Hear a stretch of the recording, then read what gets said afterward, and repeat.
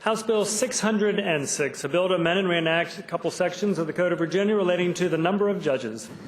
The gentleman from Henrico, Mr. Morrissey. Thank you, Mr. Speaker. Mr. Speaker, speaking to the bill. Gentleman may proceed. Mr. Speaker, members of the body, I hope the members will gently apply the brakes to this bill.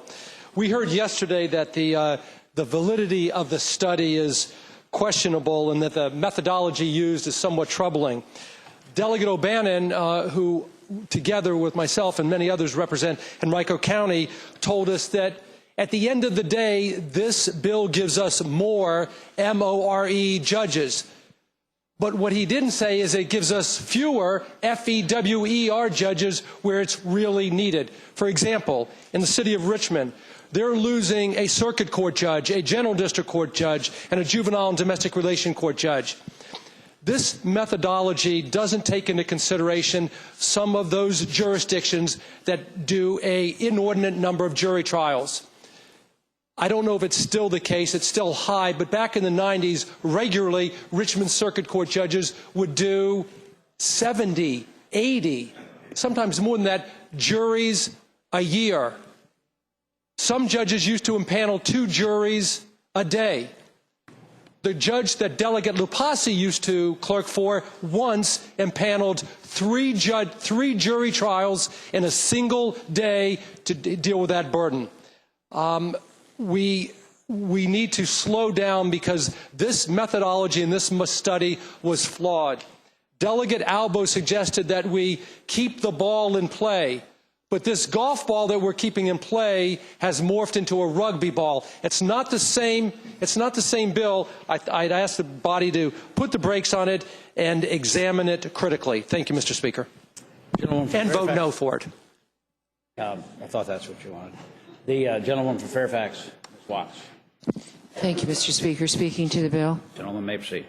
Thank you, Mr. Speaker. It's not been uncommon to observe that we shouldn't legislate through the budget. Well, on this bill before us in the form that we have, we are now taking budget action through the code. Causes me great concern, and I'm sure once your judges learn what we have before us now versus what was passed out of courts, you're going to hear a lot from them as well.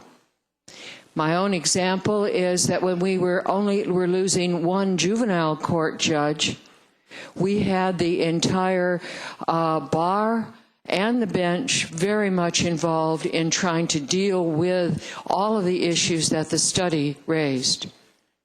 I have not heard word one. Even though we are now not just losing 1 judge, we are losing a total of 4 judges, 2 juvenile, 1 district, and 1 circuit court judge. The reason I bring this to your attention, that plays out in jurisdiction after jurisdiction after jurisdiction. What we are being asked to pass on the vote that we are about to take is to put in the code what the Appropriations Committee can fund this year, not what should be the number of judges on our benches, but what can be funded this year. Now, what will it take to undo this? Well, if it were just a matter of the budget, it would be part of a number of budget amendments and budget items, and we would have a debate 2 hours to 6 hours, and it would be part of a total package as we weigh off all of our spending priorities. And those judgments would be made over the weeks of budget deliberation about what is the best priorities within all of the needs of the benches throughout the Commonwealth. But instead of that process of prioritization based on resources available, by passing this bill that reflects the priorities of the moment of the budget of this year, we are being put in a posture that to make any changes in the future to the many, many jurisdictions that are now affected by losing judges that are fully justified and authorized, it is going to take a majority vote of this floor. It's going to take a majority vote of the Senate just to get your judge back on. Your Richmond, Portsmouth, Petersburg, Arlington, Chesapeake, Virginia Beach, Newport News, Loudoun, Fairfax, Alexandria, Halifax area, Petersburg, to get one judge back on into the code. It is going to take a majority vote of this House, as you have to convince all of your colleagues, absent this full study, absent the prioritization that ought to take place on the 9th floor, that somehow you're making the point that your judge is worthy of being put back into code. Please, as many red lights as possible so that this bill can at least get back to, while flawed, at least get back to the form that it left the Courts Committee, reflecting the study that had been done by the national organization. Thank you. Gentleman from Rockbridge, Mr. Klein. Mr. Speaker, speaking to the bill. Gentleman has the floor. Mr. Speaker, ladies and gentlemen of the House, I hope you will not take this opportunity to simply make a point. As the gentlelady said, I hope you will take this opportunity to actually advance public policy.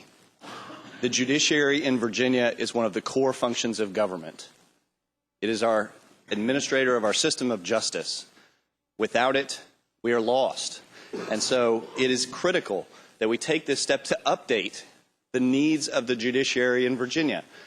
This bill, the study, which I carried 2 years ago, was decades in the making.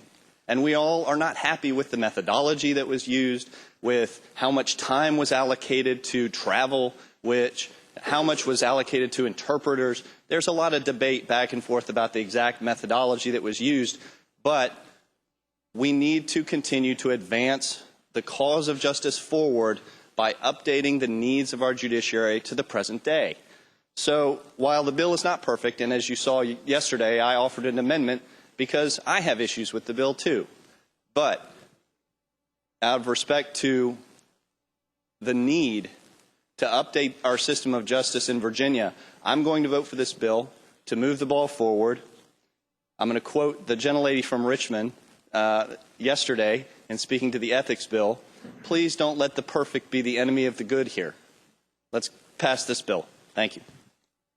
Shall the bill pass?